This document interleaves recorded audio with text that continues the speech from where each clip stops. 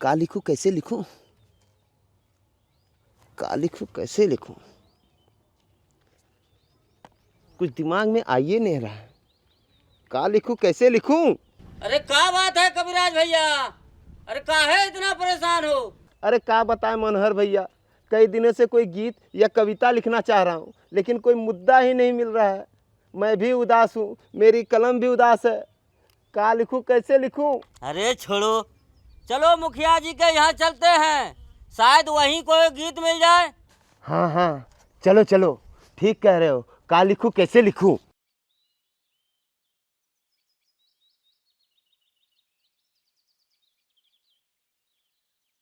जोहार मुखिया जी। जीते रहो बेटा, आओ बैठो। आज का खास खबर है मुखिया जी? अरे क्या बताएं, एक छोटी सी मक्खी ने इतनी बड़ी आफत मचा रखी है। का बात मुखिया जी, बात समझ में नहीं आई। अरे भाई, हमारे आसपास के इलाके में जबरदस्त कालाजार की बीमारी फैली हुई है। वो तो पता है, लेकिन ये मक्खी वाली खबर क्या है? हाँ हाँ मुखिया जी, ये मक्खी वाली खबर का है? का लिखूं, कैसे लिखूं? अरे वही कालाजार वाली खबर ही तो मक्खी वाली खबर है। अरे भाई, ये जो कालाजार की बीमारी है असल में एक मक्खी से ही फैलती है, जिसे बालू मक्खी कहते हैं। बालू मक्खी? हमने तो कभी नहीं देखा, ना सुना है इसके बारे में। यही तो बात है बेटा।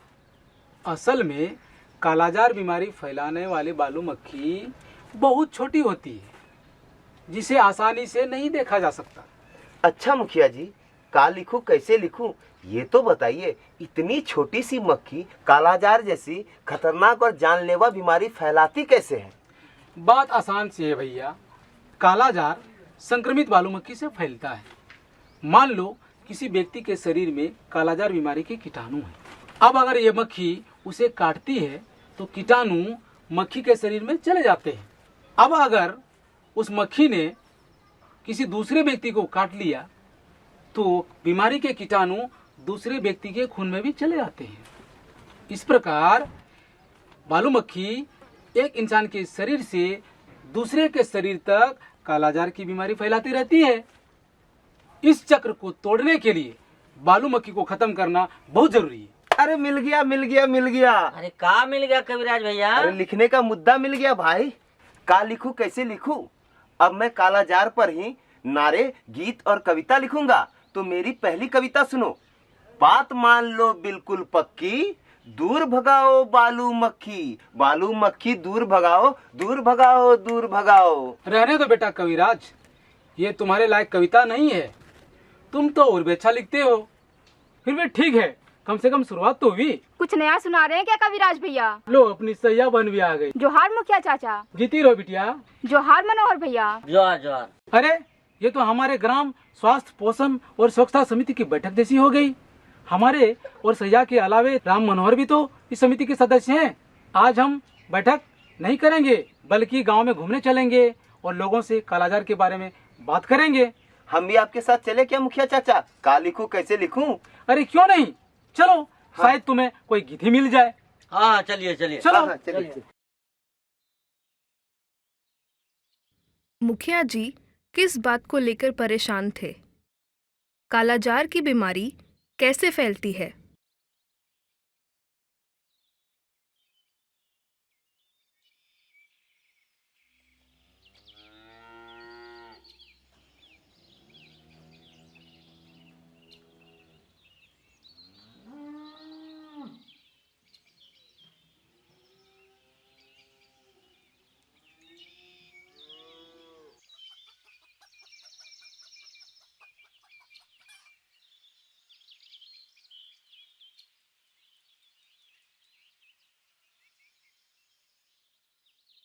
तो बात समझ में आ गई?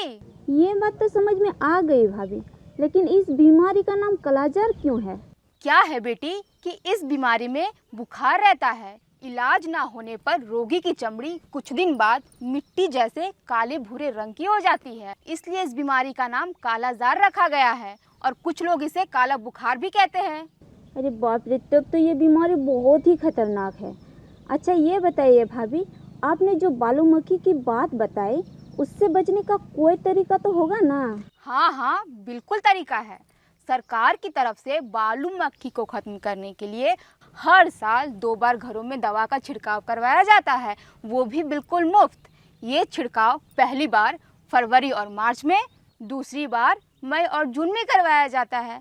ये छिड़काव घर के हर कमरों में, पूजा घर में, चौके में और गोहाल में भी करवाना चाहिए। वो बात तो ठीक है, लेकिन हम अपने घर में छिड़काव नहीं करवाएंगे। अरे क्या बात हो गई दादी जी?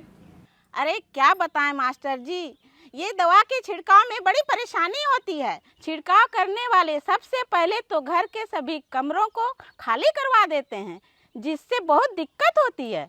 हाँ, और कभी कभी छिड़काव करने वाले ऐसे समय में आ जाते हैं जब घर के मर्द कामकाज के लिए बाहर गए होते हैं। देखो भाभी, जब मामला स्वास्थ्य का हो तो थोड़ी सी दिक्कत उठानी ही पड़ेगी।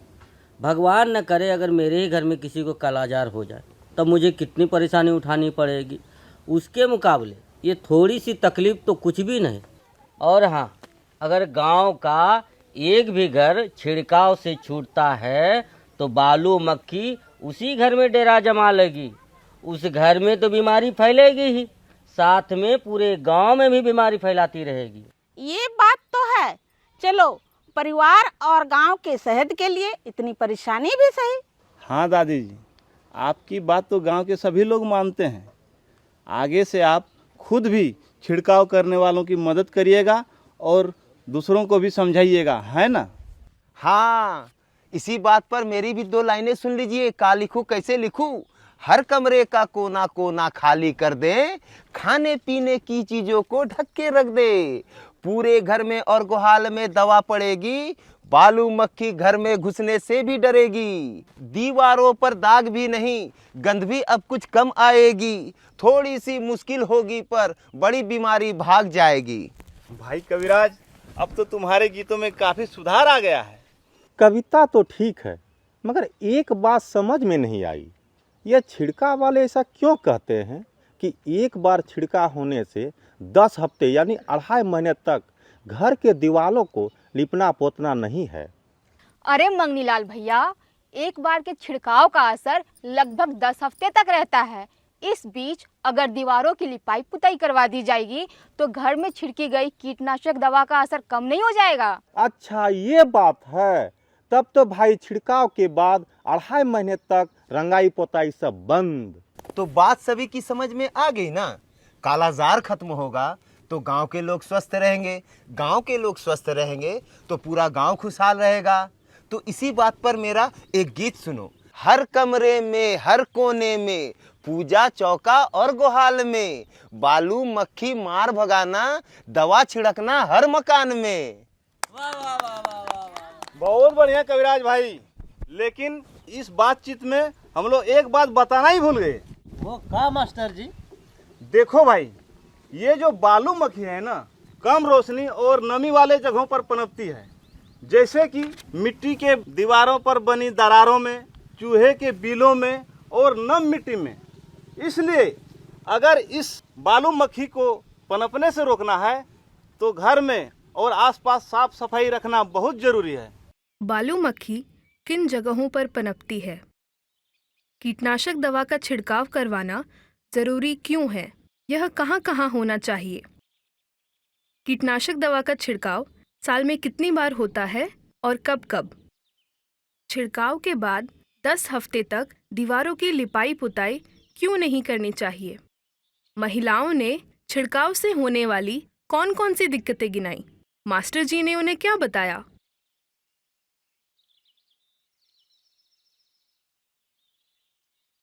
लेकिन एक बात बताइए, भगवान न करे अगर किसी को कालाजार बीमारी हो ही जाए तो इसका पता कैसे चलेगा?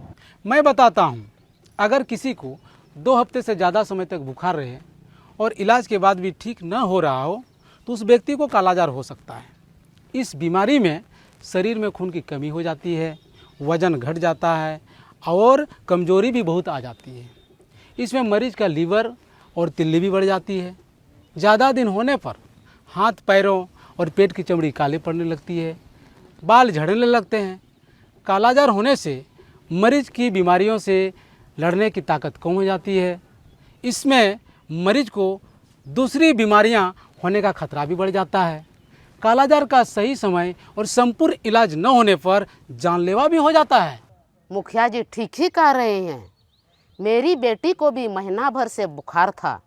मैं उसे इलाज के बजाय ओझा के पास ले गई। उसे कोई असर तो पड़ा नहीं, बल्कि काफ़ी खर्चा हो गया। नर्स दीदी और सहिया बहन के बहुत समझाने के बाद ही हम उसे सदर अस्पताल ले गए। उनका डर सही निकला। जांच हुई तो पता चला कालाजार ही था, लेकिन फिर दिक्कत तो नहीं हुई। इलाज में 2-2.5 घंटे का समय लगा और दिन ही दिन में हम लोग घर वापस आ गए और मेरी बेटी अभी ठीक हो गया। अब अगले 6 महीने तक मैं बीच बीच में आकर देखती रहूंगी कि बिटिया ठीक है या नहीं। अब बात सभी की समझ में आ गई ना कि अगर किसी को भी 2 हफ्ते से ज़्यादा समय तक बुखार रहे तो तुरंत उसे पास के स्वास्थ्य केंद्र पर लेकर जाएं। और अब तो कालाजार का नया इलाज आ गया है। बस एक ही दिन और एक ही बार में कालाजार का पूरा इलाज हो जाता है। इसमें भी सिर्फ 2-2.5 घंटे ही लगते हैं। उसके बाद मरीज ठीक हो जाता है। ये इलाज सदर अस्पताल और चुने हुए प्राथमिक स्वास्थ्य केंद्रों में उपलब्ध है। कालाजार का जांच और इलाज सरकारी अस्पताल में बिल्कुल मुफ्त है। का लिखूं कैसे लिखूं, तो इसी बात पर मेरी 2 लाइनें सुनिए। अरे इस बार तो मेरा एक गाना ही सुन लीजिए। गर 2 हफ्ते तक रहे बुखार, हो सकता है कालाजार। स्वास्थ्य केंद्र ले करके जाएं और मुफ्त में जांच कराए। फिर जांच हुई और उसमें निकला कालाजार, तो एक ही दिन में मुफ्त में होगा सब उपचार। ध्यान लगा कर सुन लो भाई, कहता कविराज है। बड़ी है बीमारी मगर पक्का इलाज है। बड़ी है बीमारी मगर पक्का इलाज है। भाई कविराज, तुम तो बहुत बढ़िया कविता लिखने लगे हो। शाबाश। अरे सब आप ही का आशीर्वाद है मुखिया चाचा, आप ही का आशीर्वाद है। अच्छा ये बताइए मुखिया जी, ये चमड़ी वाला कालाजार का होता है? असल में कई बार कालाजार के कुछ मरीजों में बीमारी ठीक हो जाने के बाद भी शरीर पर सफ़ेद धब्बे या छोटी छोटी गांठें होती है। इससे पता चलता है कि हालांकि वह व्यक्ति ठीक तो हो गया है, लेकिन अभी भी उसके शरीर में कालाजार के कीटाणु मौजूद हैं। इसे ही चमड़ी वाला कालाजार यानी पीकेडीएल कहते हैं। पीकेडीएल वाले किसी व्यक्ति को अगर बालू मक्खी काट ले तो कीटाणु मक्खी के शरीर में आ जाते हैं और फिर मक्खी लोगों को काटकर उनके शरीर तक ये बीमारी फैलाती रहती है। इसलिए ऐसे व्यक्ति की जांच करवानी चाहिए और उनका पूरा इलाज करवाना चाहिए। सदर अस्पताल और चुने हुए प्राथमिक स्वास्थ्य केंद्रों में चमड़ी वाली कालाजार यानी पीकेडीएल का इलाज बिल्कुल मुफ्त होता है। कालाजार की जांच कहाँ होती है? कालाजार का उपचार कहाँ होता है? इसमें कितना समय लगता है? क्या कालाजार की जांच और उपचार में कोई खर्च आता है? चमड़ी वाला कालाजार क्या होता है? इसका इलाज कहाँ होता है?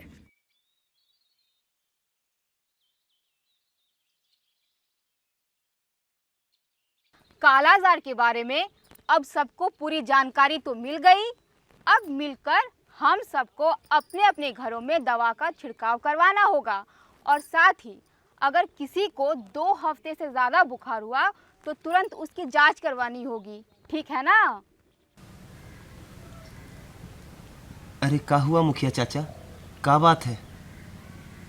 अरे कुछ नहीं, अपने राजू की याद आ गई थी। राजू हमारा छोटा भाई था।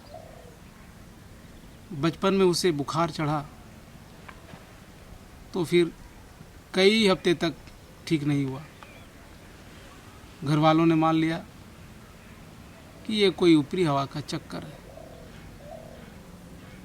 कई ओझा गुनी लोगों से झाड़ फूक कराई। जब हालत बहुत बिगड़ गई तब उसे लेकर बड़े शहर गए। तब इतनी आसानी से जांच वाच कहाँ हो पाती थी। जब जांच हुई तो पता चला कि उसे कालाजार है। तब तक बहुत देर हो चुकी थी। लेकिन अब हम ऐसा नहीं होने देंगे मुखिया चाचा। हमारी नासमझी से कोई राजू अपनी जान नहीं गंवाएगा। अगर 2 हफ्ते से किसी को भी ज़्यादा समय तक बुखार रहे तो तुरंत उसे हम पास के स्वास्थ्य केंद्र में ले जाएंगे और उसकी जांच कराएंगे। कालाजार को हम अपने गांव से खत्म करके ही रहेंगे। क्या आप लोग हमारा साथ दोगे ना? हाँ, हम सब साथ देंगे।